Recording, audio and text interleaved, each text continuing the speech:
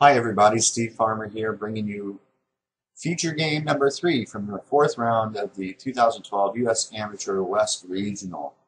This game was played on May 27th, is the evening round, round 4. And this one is between Alex Vogel, who is rated 1362, and Hunter Borgna, who is rated 1489. Now, Hunter was working the weekend that this tournament was going on, so he wants me to make that known to everybody so that we don't pick on his play. But I'm going to pick on his play anyway. Just kidding. Yeah, everybody has to work. We're not professional chess players, so come on. Let's just face it. Life is tough playing such a serious game when you have to work.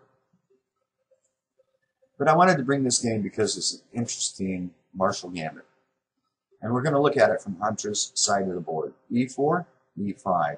Knight f3, knight c6, bishop b5, a6, bishop a4, knight f6, castles, bishop to e7, rook to e1, b5, bishop b3, and now castles. Now, there is the possibility to go into the gambit right away with d5 here. And that is a line that Lyle Engel up in Phoenix likes to play, and he calls it his back of the book line. And I totally agree with that, because in the very last chapter on his book from the Marshall Gambit, it shows d5 here. It's an interesting sideline, and indeed it is. But the most normal move here is the castle.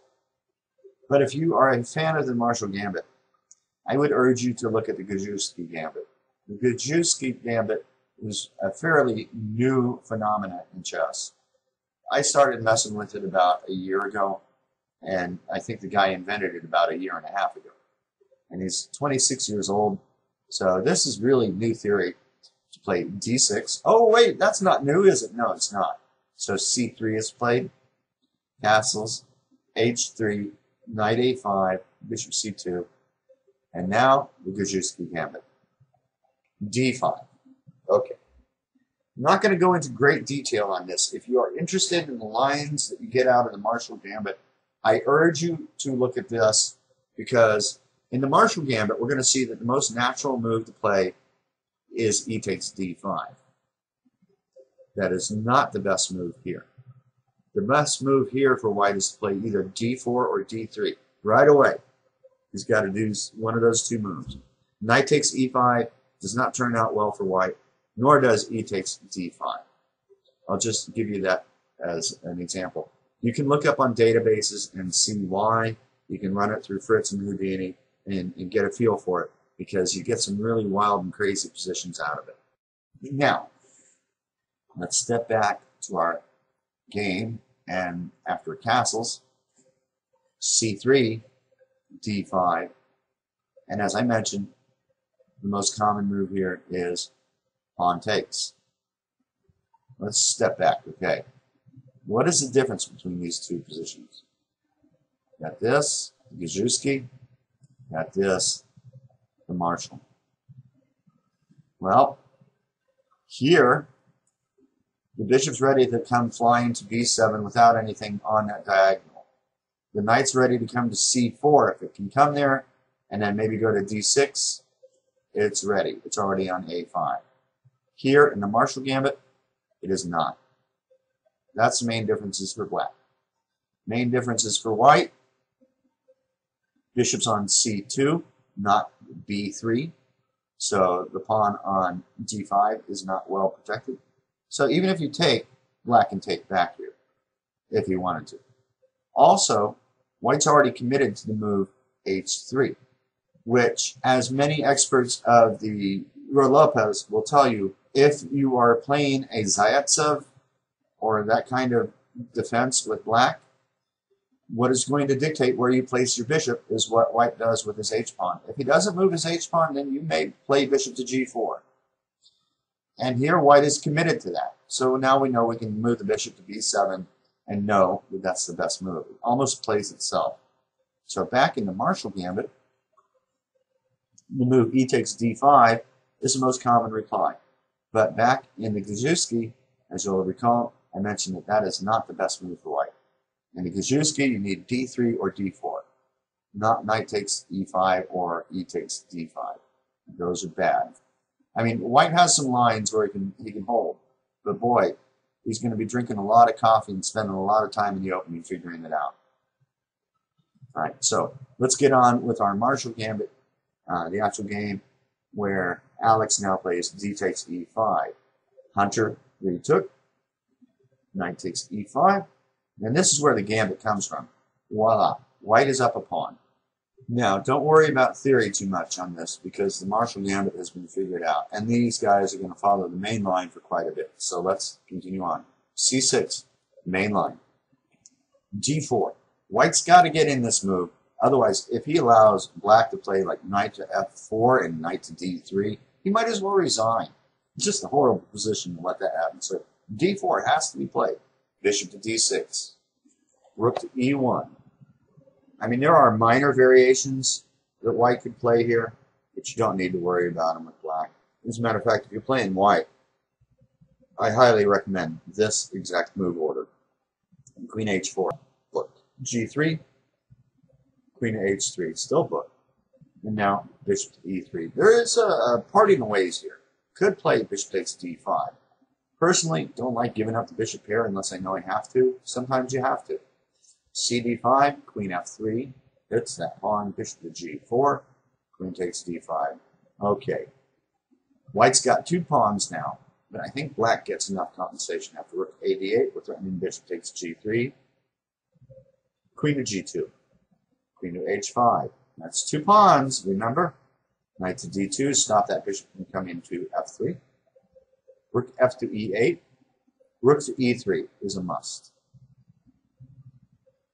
Now, white has to go through a lot of contortions here.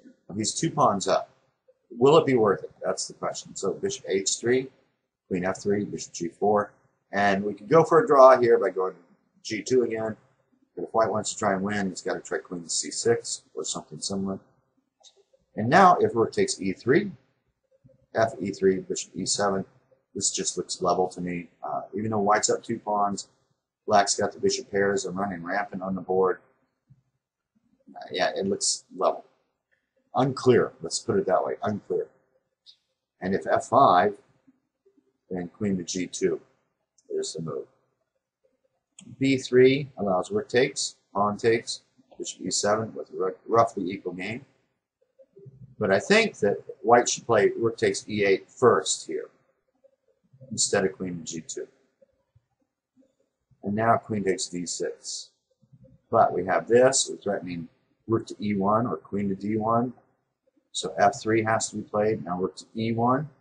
This is how wild some of this stuff gets. And you need to be a little familiar with some of these lines so that you know how to attack and how to defend in the Marshall. King f2, because this is very typical. Queen to e8 threatens mate.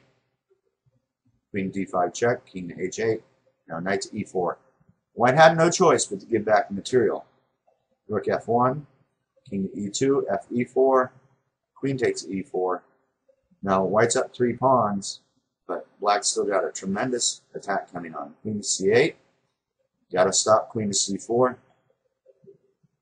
Rook to h1, g4. If he tries bishop to b2, look at this, you're just losing the bishop and the game. So, not that. So g4, rook takes h2, king d1, rook to f2. Now look at what we're threatening. Threatening rook takes f3 and bishop takes g4.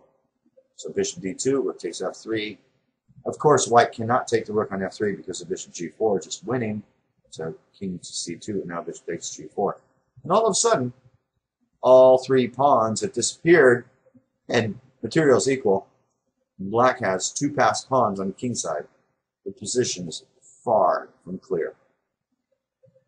Back here after f5, queen to g2 is a very solid way to go after it. f4, but it involves some risk too. Rook takes e8 is not that great.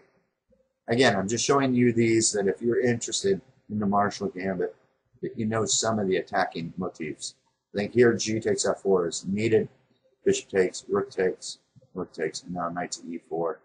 And I think this is pretty level. White's up two pawns, But look at what black's got. Very minimalist attack, but they're very powerful pieces. Right. In the game of Beketov versus Talizin from Moscow, 1996, rook takes e8 was played here. Rook takes, and now f3. But you don't want to play pawn takes here because rook e1 check. This gets nasty. Yeah, this is game over. So here, f3 was played by Beketov. Rook e1 check, king f2, and bishop h3.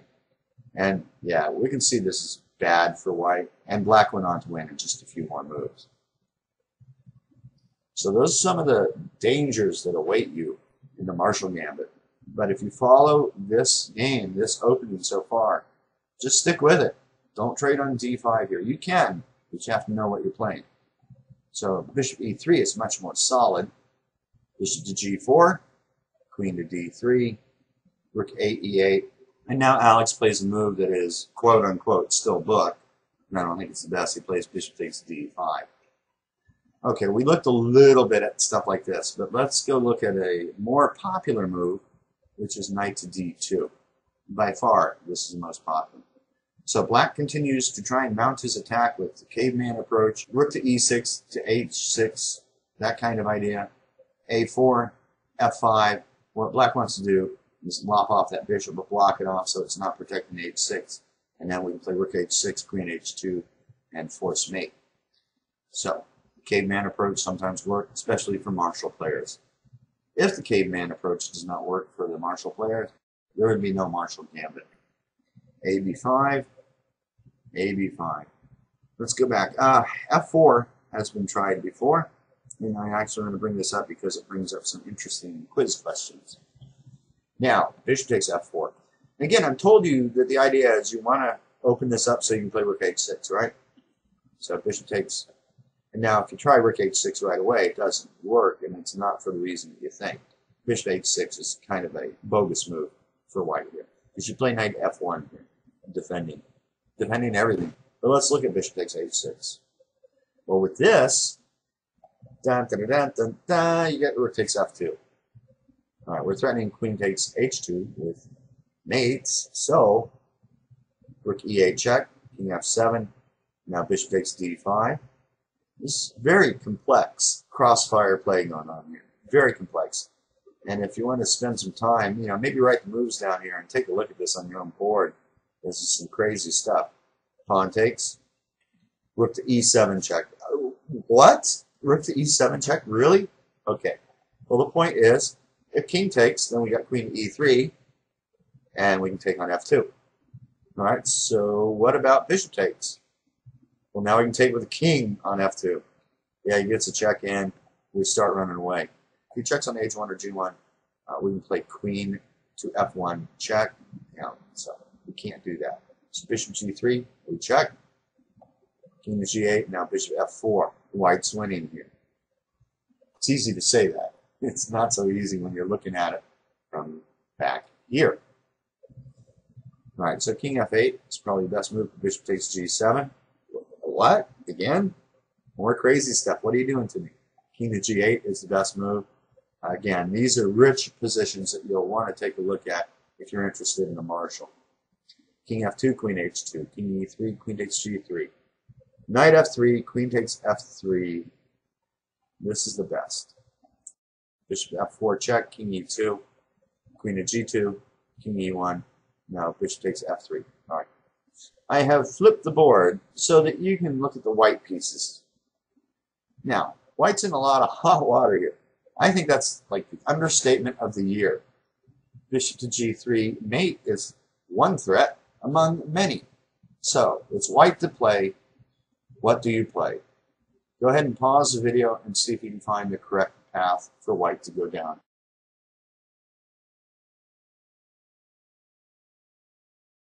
Okay, seriously, folks, if you have not paused the video and found the answer, do so. Take your time. This is worth it, especially if you're interested in open board play, such as what the Marshall brings about in many of its lines. This is a very instructive game for studying open positions rather than semi-open or closed. So take a look at this. If you haven't paused the video, I urge you to pause it now and find the move that white should play. Okay, thank you for pausing the game. And next time, don't make me jump on you about it. When I say pause, pause. Okay. Did you guess queen takes f3? No, that's not it. Queen takes f3, rook takes a6, queen h1 check, king e2, queen g2, king e1.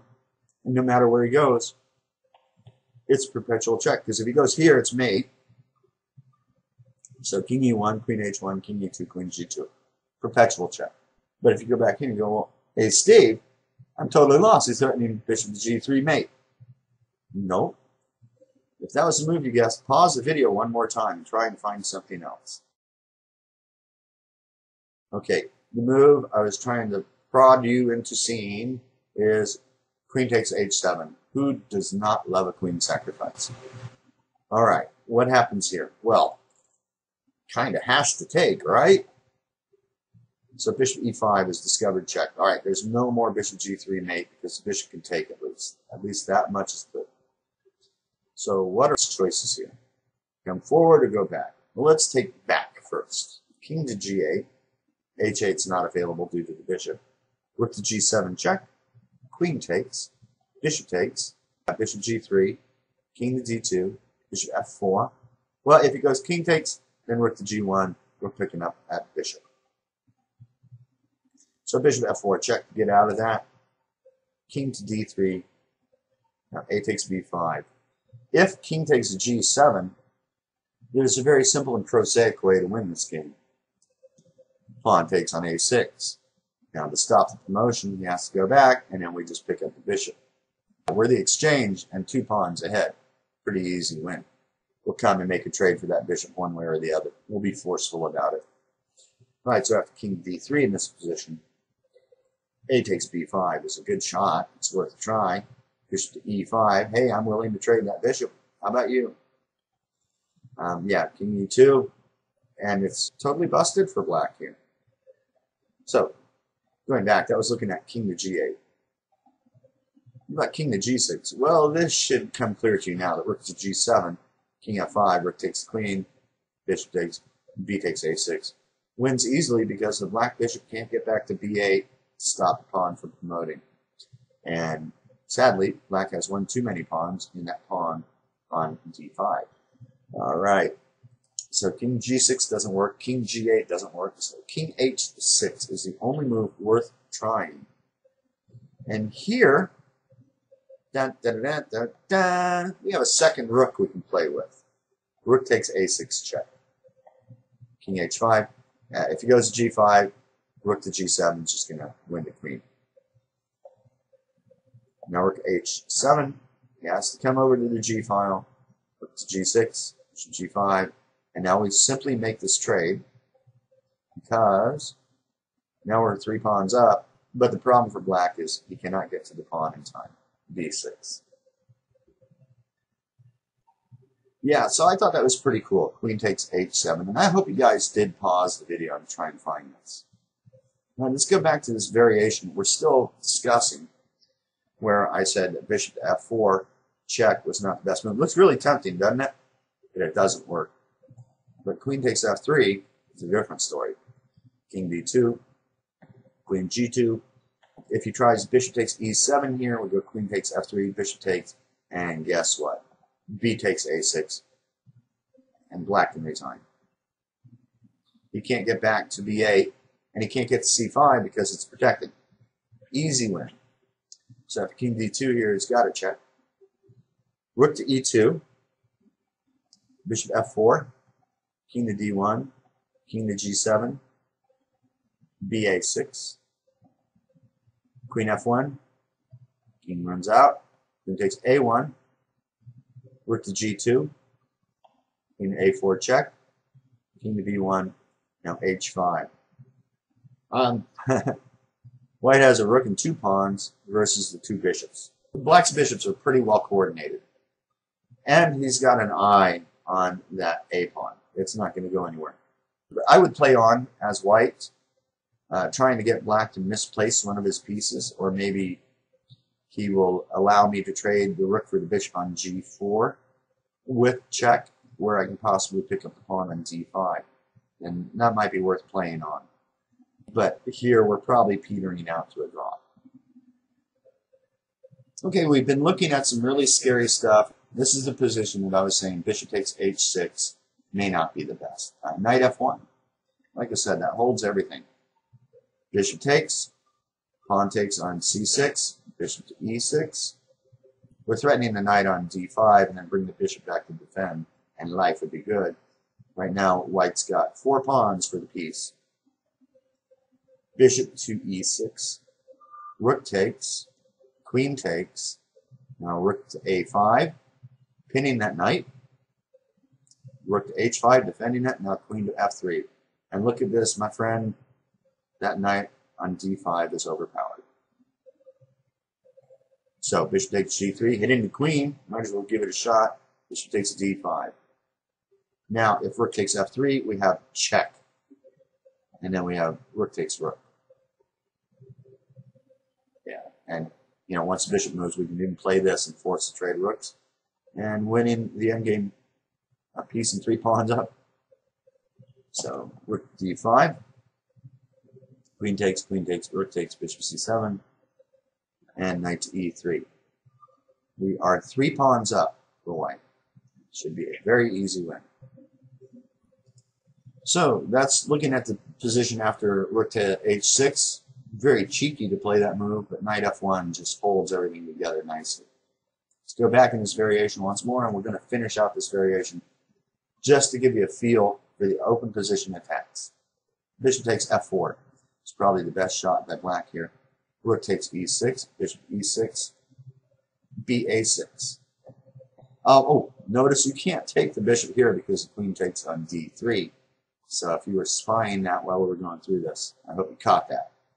So ba6, bishop takes d2, queen takes d2, and I think white's winning here. We got 4 pawns for the piece, and we got a far advanced a pawn. Okay, that's it for all these variations.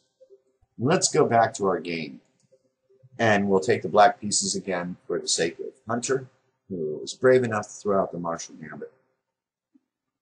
All right, as I mentioned, in this position, Alex played bishop takes d5. And that has been played before. ed5, cd5, queen f1. And this is what you need to remember. This is level. Dead level. So if you're ever scared of this line and you see it, aim for this setup. It's not that hard to remember once you remember this setup. Now, it's always scary to weaken your light squares unless you can get your queen over there. So hence the move queen to d3 to f1. Queen h5, knight to d2, f5, queen to g2. It might be worth it to press on a bit with f4 here. That locks things up even a little tighter. And then maybe you can play, you know, in the future, you can play a move like knight f3 to e5 and just lock things up.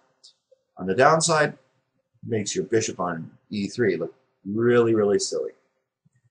So queen to g2 is played. Now f4. Bishop takes f4. Bishop takes f4. G takes f4. And now I think he plays a slight inaccuracy. I think he should play rook takes f4. He did not. Let's take a look at that. Rook takes e8 check, but the queen protects it. h3, chasing the bishop away, but we don't run away just yet. Now, if f3, we play bishop takes f3, and we're hitting the queen, and we're threatening to just flat out win the pawn or trade off material and to have an advantage, so best is to trade queens here. And after rook e1, bishop d3, rook to e5, I think it's just a level game. Instead, he played rook takes e1 here. It's check. Rook takes e1, now bishop h3. Now, white should definitely try and get the queens off the board. He played queen to g3, making that offer. And I think queen to g5 is a little more forcing in that issue. If he goes queen to f7, then we got rook to e7. That's the whole idea of queen to g5, is that when we play this, he's got to either trade queens or play rook to f5 and trade this way. And now rook to e5. And I think white is doing very well here. He's 2 pawns up, and if black trades the rooks, he's going to have a very solid position. In the game, Alex played queen to g3, and Hunter played rook f6 with an obvious threat. And now he should play knight f3. He did not. He played f5. And this is a mistake. All right, let's look at this position. And white has to deal with the threat of rook g6. Why not f5? Well, we'll come to that in a moment. But why do I recommend knight f3? Well, if he plays rook to g6, then we block that with knight to g5. We're threatening mate, so there's no time for h6. It does not win a piece. It just gets mated. Now, if king to f8, we break him this way. We're threatening to take the bishop. And if bishop to f5, rook to e5, hitting that bishop yet again. Queen to d1, king can come up now. Bishop to e4, and now f3. And white survives the storm. He's up 2 pawns. Back here, where we were just looking at king f8, if he tries bishop to d7 instead, stop the mate threat, then we come to e7, h6, rook takes d7, h g5, now rook takes d5. Very nice little tactical pin there that wins the game. Oh, that's nasty. And so going back here after knight f3, we're just looking at rook to g6. What if he tries bishop f5 instead? Then we got knight to e5. And this is the point. This knight is on a very nice, powerful square, and it defends the g6 square. So black can't throw his rook on there. So knight f3 from this position makes a lot of sense once you see all that. Alex played f5. He was just overly worried about the rook coming to g6. But now, bishop takes f5 renews the rook to g6 threat. But Alex saw queen to b8, and I thought that he felt this was his way to get out of it. Rook to f8. Now he could play queen to g3, since the rook's back on f8, and he has a dead level game. Instead, he plays queen to e5. And this move is a horrible, horrible mistake. Can you tell me why? Pause the video. Don't give yourself too much time. It should be a pretty obvious move. Black to play and win very easily. Okay, hopefully you paused the video and you found a move. Queen to g5 check. Picks up the knight on d2. Hunter missed that move, and as well as his opponent. He played queen to e5. But queen to f7 was played by Hunter. And now queen to e3 was played. I think that's just too passive, but okay. Bishop to d7. And now knight to b3 was played, and that's a bad move. Let's go back a move. Should play queen to g3, and things are pretty much equal here. I don't think that black can win, but I kind of have doubts that white can win either. Or it should say it this way. Both sides have chances to win. Both sides have chances to lose. But queen to g3, regardless, was the best move here. I play knight to b3. Yet again, we have another quiz. Black to play and win. What would you play here? Go ahead and pause the video, and when you have determined the answer, hit play, and we'll see if you got it right. Okay. I hope you paused the video and found this sneaky little move, rook to e8. Hunter didn't see this, but this wins on the spot. There's no even trade on e8. If you take on e8, we just take with the bishop up in material. So queen to d2 looks forced here. But now we've got queen to g6. And there's a bit of trouble here. If you play king to f1, bishop h3 is mate. So things we try and avoid. King to h1 allows rook takes e1, queen takes e1, and now bishop to h3. There's only one way to defend the mate on g2. Well, there's two. Well, three. You play queen to e4, kind of stupid. Queen to f1, equally stupid. And queen to g1. But now we have queen to here check, f3, queen takes, and it's mate anyhow. Ta-da! All right. So Hunter missed that. Playing with blinders on. Played bishop to g4. queen to g3. I hope you guys will see these things in the future, so my videos will be shorter. Just kidding. Queen to d7, knight c5, queen c8, knight takes a6, and now white is winning, a la Charlie Sheen. Rook to f6, knight to c7, wow. Queen to f5. All right, I'm going to flip the board for our next quiz here. All right, now you have the white pieces. And mind you, we still have a very open board. And attacking motifs on an open board are often very strange.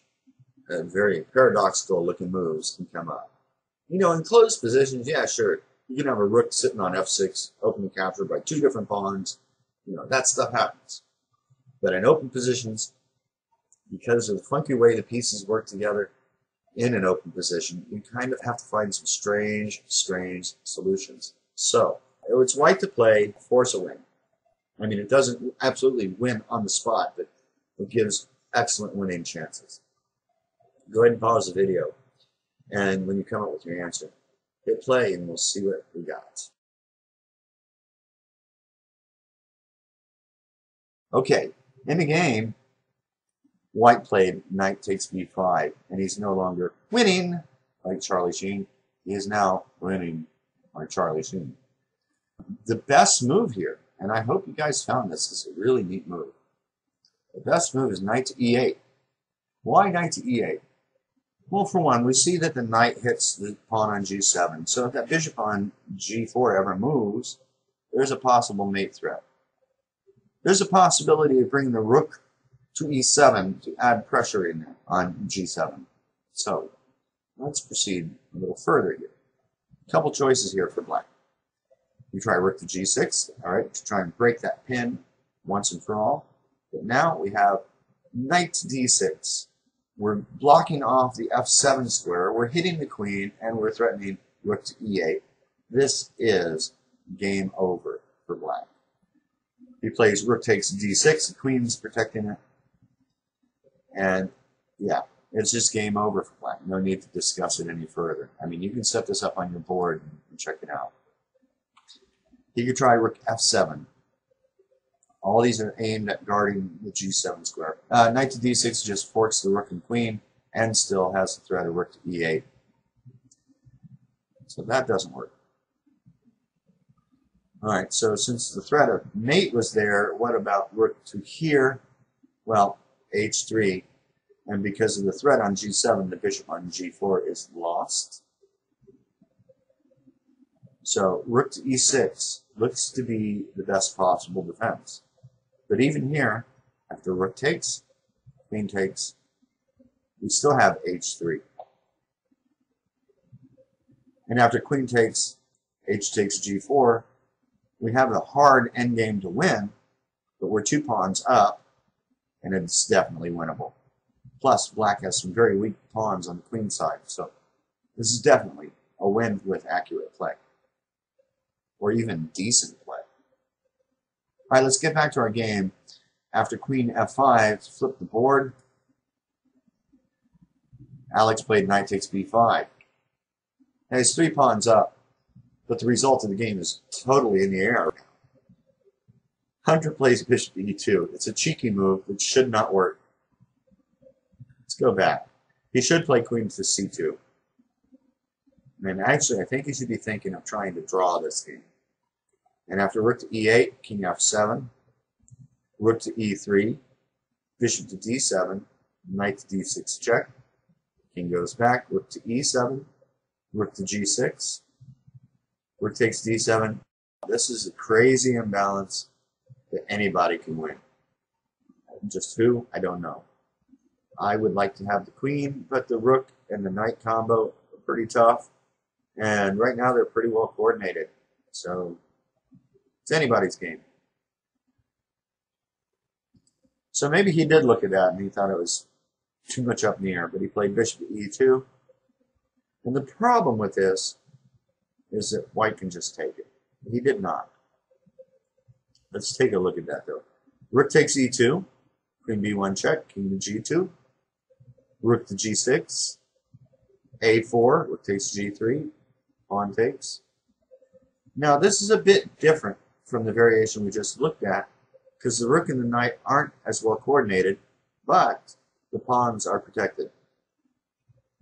I think that white should probably be able to win this, because he's at least cutting off the king with the rook, and he's ready to start marching that a pawn up the board if black allows him to. Yeah, I would definitely want to have white here.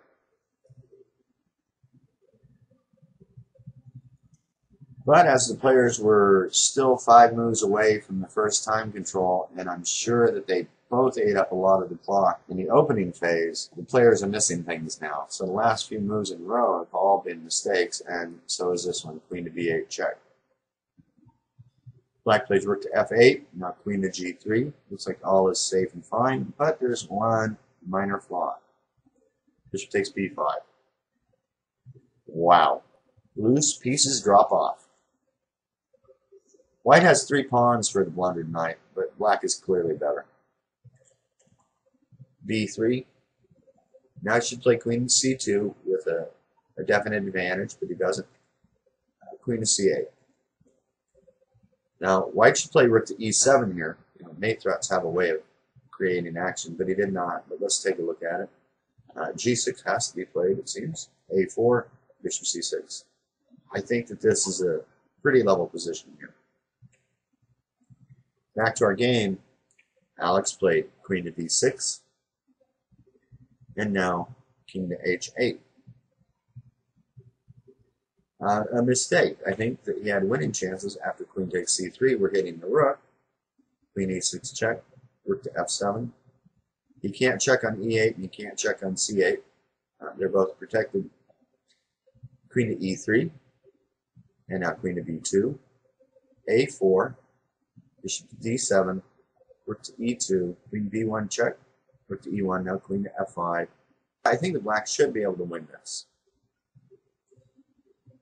Okay, at move 38, he played king to h8, and now at move 39, a real bad move. Queen to g3 would just leave black slightly better, not by much, but queen to g3 is good.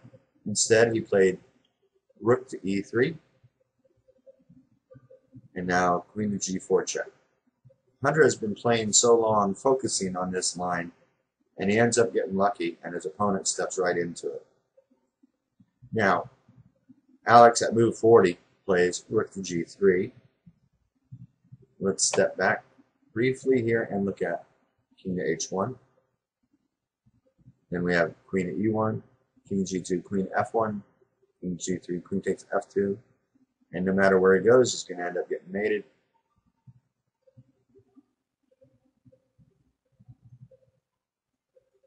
King h3, rook h4, or king g5, queen h4.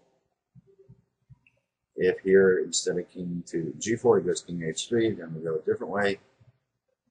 It's all going to come to mate no matter what you look at. If queen f2, this is very easy. Oh, we can stay with our motif of checkmating with bishops here. Or we can just go queen f1. And if king g1, queen f1 is mate.